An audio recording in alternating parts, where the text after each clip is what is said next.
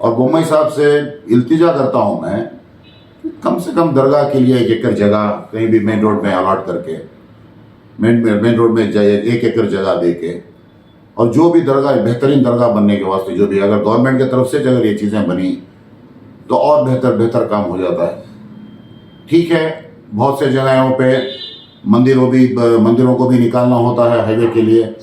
दरगाह की भी अगर ये हालत थी तो उसमें कोई ज़ातीली दुश्मनी की वजह से आप निकाले बोल के वो कोई बात है नहीं यहाँ पे। मगर कहीं ना कहीं ऐसा लगता है इसमें एक पॉलिटिकल प्रेशर आ गया था। नहीं, पॉलिटिकल प्रेशर माने देखो, कांग्रेस के टाइम पे ये चीजें सब थोड़े संभल के ठीक है बोल के थोड़े कम से हिसाब में थी। बीजेपी में क्या हो गया है, अब इलेक्शन एक नजदीक आ गया है। इलेक्शन के दरमियान कुछ भी ऐसा एक इश्यू अगर आ गया तो हाथ में कुछ तो भी एक मुद्दा मिलता बोल के वो भी एक स्ट्रैटेजी हो सकती है लोगों की।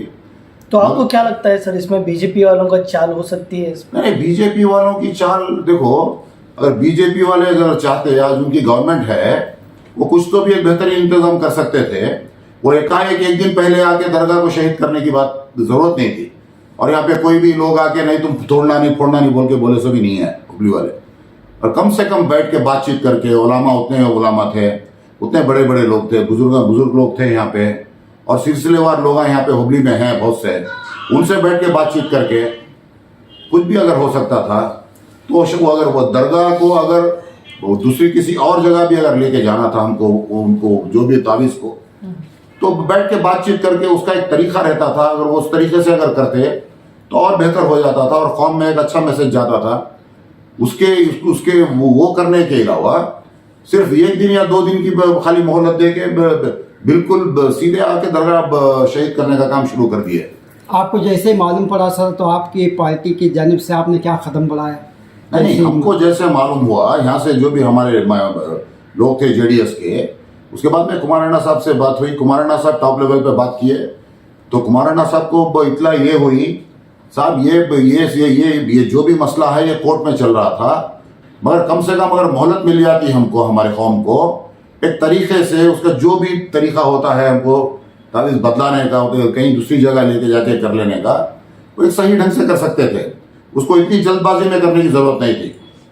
उसको रोकने के लिए क्या कर सकते थे सर आप, जैसा कि मालूम हुआ? नहीं, बैठक कर सकते थे हम लोग। देखो, गवर्नमेंट ऑफिशियल से और हमारी कौम के बड़े लोगों के साथ में बैठ के बातचीत करके तकरीबन 1 महीना 2 महीने का वक्त लेके, कोई एक रात में, अभी 2 दिन, हमको अभी दरगाह शहीद करके अभी 8 दिन हो गया, कुछ भी हुआ सो नहीं है, रोड बना सो नहीं है 8 दिन में।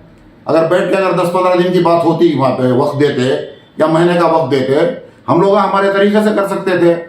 अभी चलो दरगाह शहीद हो गई, हम दरगाह किसी और जगह बना लिए, तो कम से कम गवर्नमेंट की ये जिम्मेदारी होती है, बुम्मई साहब की बिल्कुल जिम्मेदारी होती है।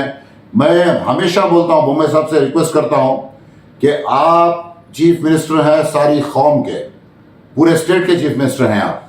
किसी भी कौम का अगर दिल दुखता है, कोई भी ऐसे माने ऐसे इश्यूज पे, ये आपकी जिम्मेदारी बनती है कि आप बुला के बिठा के बात करके उनको समझा के जो भी सहूलतें होती है आपकी तरफ से वो करने की आपकी जिम्मेदारी है। ऐसा ही हाल रहा तो आगे आने वाले दिनों में जो है बहुत सारे दरगाहें हैं, मस्जिदें हैं, तो उसके लिए क्या, इसको रोकने के लिए क्या करना चाहिए सर? साहब, दरगाहें मस्जिदें ये लोग उतनी आसानी नहीं है कि चलो आ गया चलो तोड़ते बैठेंगे बोल के, समझे?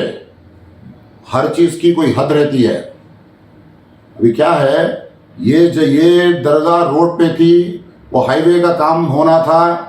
ऐसे चीजों में बहुत से मंदिरों भी टूट के हैं, बहुत से चर्च भी टूट के हैं, बहुत से गुरुद्वारे भी टूट के हैं, बहुत से दरगाहें भी निकलते हैं। वो सोच के हमारी कौम चुप के है। अगर आप पर्टिकुलरली दरगाहों पे टारगेट करने की बात है तो कौम चुप बैठने वाली नहीं है। आप कोई कॉन्स्पिरेसी के तहत अगर आप ये काम करते हैं तो कोई भी चुप के बैठने वाली नहीं है। वो बर्दाश्त के बाहर की बात है। ऐसे छोटे छोटे हरकतें करके अगर मायूस करने की कोशिश करे तो नुकसान किसका है? पूरे वतन का नुकसान है, खाली हमारी कौम का नुकसान नहीं है। और यहाँ पे क्या है, खाली 5 लाख 10 लाख की कौम नहीं है, 40 करोड़ लोगों को कितना आप दबा सकते हैं? अगर छोटी मोटी कौम कोई है तो 2-4 की कौम 2-4 लाख की है तो आप अलग हिसाब से सोच सकते हैं।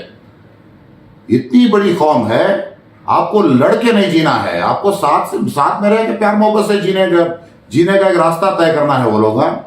और हमारी तरफ से आप हिस्ट्री उठा के देख लो, इतिहास देख लो, कभी भी कोई छोटी हरकत मुसलमानों की तरफ से कभी नहीं होती, पहल नहीं होती।